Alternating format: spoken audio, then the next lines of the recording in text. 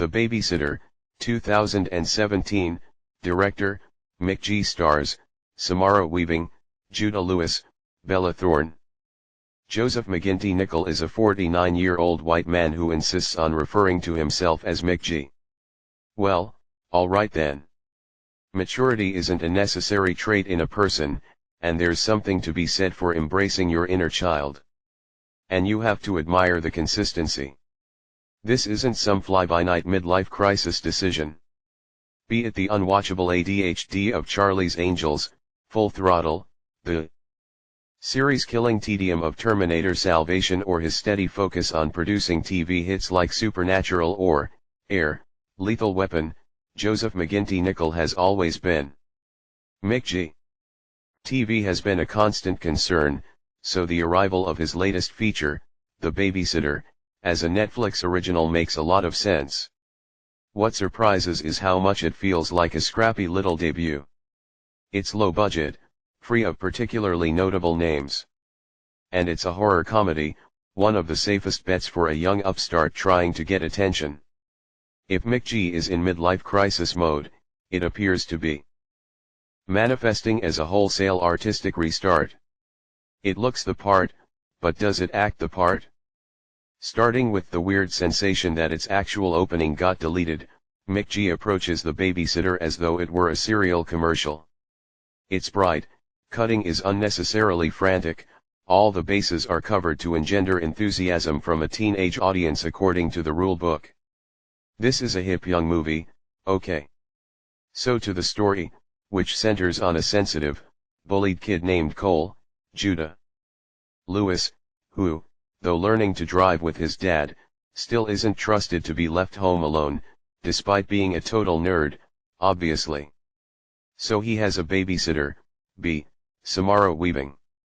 B has been Cole's babysitter for years, only now he's going through puberty he's started to see her in a different light, i.e. he starts at her tits and he stares at her ass. Weaving plays the role as written with extreme gusto, and on this evidence she could have a healthy comedic career ahead of her, but the role here is something of a cliché. She's the mega hot babe who likes to act like a jock, knows her xenomorphs from her predators, quotes The Godfather Part 2 and wants nothing more than to hang out and be brothers with a hormonal kid several years younger than her. She lets him do shots and says just the right things to boost his wavering self-confidence. Yup, The Babysitter is a teenage boy's sexual fantasy made flesh with all the according subtlety. When a school friend suggests that B has sex with random boys once he is tucked up in bed, Cole decides to test the theory, sneaking out of his room when he hears other people turn up at the house. He finds a group of seniors playing Spin the Bottle. They've all arrived in US high schooler cosplay, of course, there's even a cheerleader. In this scenario Cole is recast as weedy senior Samuel Doug Haley. When B has to kiss Samuel as part of a dare, Cole watches breathlessly, all fluttering expectations. And it is here that Brian Duffield's script introduces its horror aspect. B kisses Samuel, but she kills him too, in service of a blood pact with the devil. And Cole is next. So, we're in comfortable teenage cult territory, but the metaphor for virginal apprehension is right out there on the table.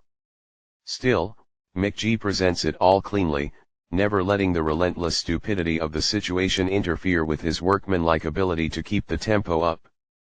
As events escalate, the vino starts flowing. Mick G and his effects team pull off a few gore effects, nothing you've not seen before, and The Babysitter becomes exactly what you'd expect and not a film for 12-year-olds like Cole. But the maturity level remains with him. So when cheerleader Allison, Bella Thorne, is shot, more or less in the heart, not only is she fine, but her main concern is that nobody will want to motorboat her boobs anymore. I know, it's a joke. I'm explaining the joke and I'm taking it too seriously. But my point is that the comedy isn't funny, it's inane. It's childish. The Babysitter plays out like an R-rated Home Alone, but one in which Macaulay Culkin dispatches criminals with dumb luck. These seniors more or less extinguish themselves. Man, being in a cult with no clear objective really is for dummies. So the Babysitter does feel like a midlife crisis in the sense that it doesn't credit a young audience with any intelligence. It's a film for kids, but not rated for kids, about kids, but it doesn't know kids. And no amount of hell yes and what the fuck's written in giant text on the screen is going to change that.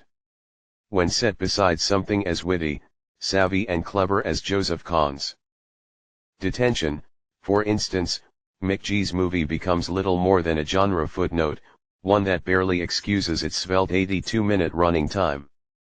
And that's okay.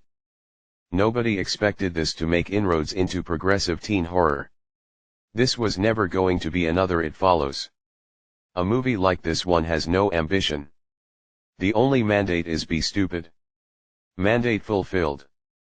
You could argue that I needed to embrace my inner child here a little more, but even that kid's embarrassed for the Babysitter. 4 out of 10. Let me know, comment below, like, subscribe, what your opinion on this film. Or thanks for watching, see you later, bye.